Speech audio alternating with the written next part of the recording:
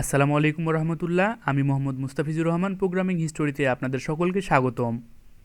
আমি গত ভিডিও টিউটোরিয়ালে আপনাদেরকে দেখিয়েছিলাম কি করে আমরা ডিসপ্লে করব আস্কি ভ্যালু থেকে ক্যারেক্টারে, অর্থাৎ কনভার্ট করব আস্কি ভ্যালু থেকে ক্যারেক্টারে। তো আশা করি সেগুলো আপনারা দেখে ফেলেছেন এবং সেই অনুযায়ী কাজগুলো করেছেন, যেগুলো বাদ বাকি ছিল সেগুলো কাজগুলো করেছেন। তো আজকে যেটা আমরা করব, একটা প্রোগ্রাম লিখব, সেইটা হচ্ছে কনভার্ট করবে ক্যারেক্টার থেকে আস্কি কোডে, ক্যারেক্টার থেকে আস্কি কোডে। তো আমি গত ভিডিও টিউটোরিয়ালটি সবগুলো কোডগুলো আমি কেটে দিচ্ছি। গত ভিডিও টিউটোরিয়ালে কোডগুলো আমি প্রথম থেকে একটা সিনট্যাক্স তৈরি করে ফেলেছি, আপনারা সকলে সিনট্যাক্স তৈরি করতে পারেন। তো এখন আমি কি করব, যেহেতু এখন আমি কনভার্ট করব, আমি আপনাদেরকে একটু পেইন্টে দেখাচ্ছি আমি কি করতে চাচ্ছি কাজটা সুবিধার্থে। আমি দিব হচ্ছে বি, এতদিন আমরা দিলাম হচ্ছে ভ্যালু, আমি দিব হচ্ছে বি, তখন আমাকে দেখাবে হচ্ছে 66, তখন আমাকে কি দেখাবে 66। জাস্ট এই কাজটা আজকে আমরা করব। আমরা দিব হচ্ছে ক্যারেক্টার, বি একটা ক্যারেক্টার, তখন আমাকে দেখাবে হচ্ছে 66। হয়তো বুঝতে পেরেছেন, আমি ইনপুট দিব বি, এটা একটা মেমোরিতে জায়গা দখল করবে বি, তখন তার মানটা 66 দেখাবে। এই কাজটাই আজকে আমরা করব। তো চলুন, তার জন্য প্রথমত আমরা ক্যারেক্টার নামে দুঃখিত, আমি একটা ভেরিয়েবল ডিক্লেয়ার করে নিলাম। তারপর এটাকে আমি স্ক্যান করব। স্ক্যান করার পূর্বে সবসময় মেসেজ শো করছি, তা আমি মেসেজ শো করে আপনাদের বোঝার সুবিধার্থে আমি এখানে একটা মেসেজ শো করে দিলাম, ইন্টার ইওর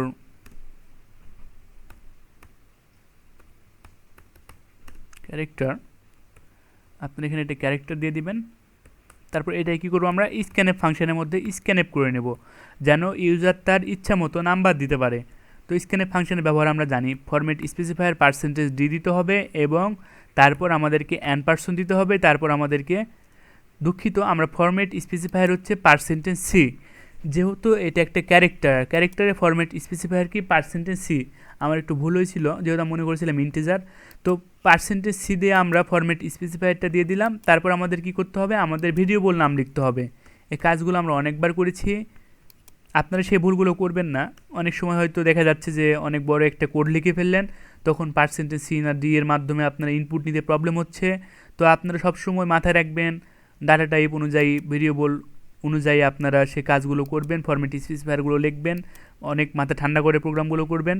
তো এখন আমরা কি করলাম, %c আমরা ইনপুটের জন্য নিয়ে নিলাম।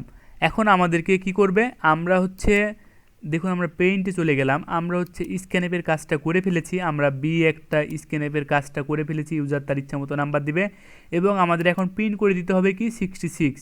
এখন আমাদের প্রিন্ট করে দিতে হবে 66টাকে প্রিন্ট করে দিতে হবে, তার জন্য আমাদের এখন প্রিন্টএফ ফাংশন ইউজ করতে হবে। তো চলুন আমরা এখন প্রিন্টএফ ফাংশনটার কাজটা দেখে নিই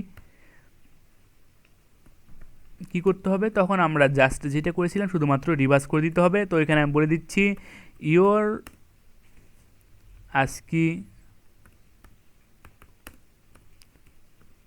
ভ্যালু ইজ % কী হবে বলুন তো।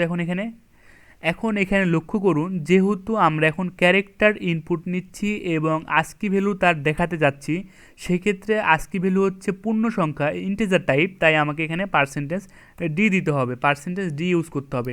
তারপর আমাদের কি করতে হবে, তারপর আমাদের ভেরিয়েবল নামটা শুধুমাত্র এখানে ডিক্লেয়ার করে দিতে হবে।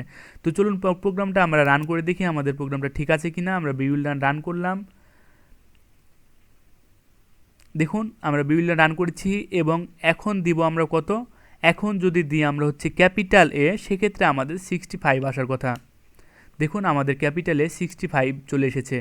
তো আশা করি আপনারা সকলে বুঝতে পেরেছেন। এখন দিব হচ্ছে আমরা 66, আমাদের বি আসার কথা। দেখুন দুঃখিত, যেহেতু আমরা ইনপুট নিচ্ছি ক্যারেক্টার, সেক্ষেত্রে আমাদের এখানে বি দিতে হবে এবং আমাদের দেখাবে 66। দেখুন বুঝতে পেরেছেন হয়তো আপনারা সকলে। এখন আমরা হচ্ছে আবারও ফটোটা একটু ওপেন করে নিলাম।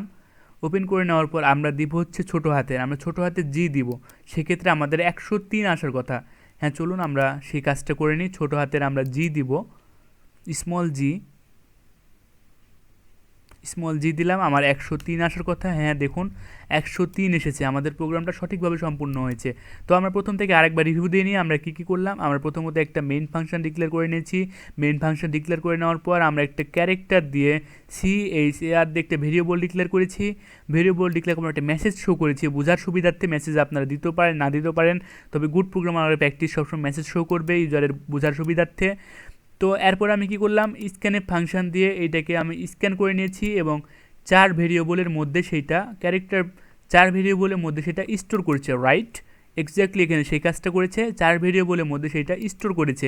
আমি আপনাদেরকে পেইন্টে যেটা দেখালাম, দেখুন এই তো মেমোরিতে A B এগুলোর মধ্যে সেটা স্টোর করে রেখেছে, এইভাবে স্টোর করে রাখছে। এই তো দেখুন 4 ভেরিয়েবলের মধ্যে A B C D এগুলা স্টোর করছে। স্টোর করার পর কি করছে, এখানে প্রিন্ট করে দিচ্ছে। এটা কি ASCII ভ্যালু যেহেতু আমরা দেখতে চাচ্ছি, সেক্ষেত্রে এখানে %d দিয়েছি। এই যে আমরা 4-এর ভ্যালু যেটা থাকবে, 4-এর ভ্যালু যেমন A B C D সেইটার মান কত, ASCII ভ্যালু কত, সেইটা দেখার জন্য আমরা %d এর মাধ্যমে সেইটা আমরা প্রিন্ট করে দিয়েছি। যেহেতু এটা ইন্টিজার টাইপ, সেটা যেহেতু এটা ইন্টিজার টাইপ 61 62 এগুলো হচ্ছে ইন্টিজার টাইপ, 65 100 এগুলো হচ্ছে ইন্টিজার টাইপ, সেগুলো হচ্ছে %d এর মাধ্যমে প্রিন্ট করে দিয়েছে। 4-এর মধ্যে সেইটা বিদ্যমান এক্সিস্ট করছে 4-এর মধ্যে, 4 ভেরিয়েবলের মধ্যে, এবং সেইটার মানটা %d এর মাধ্যমে প্রিন্ট করে দিচ্ছে।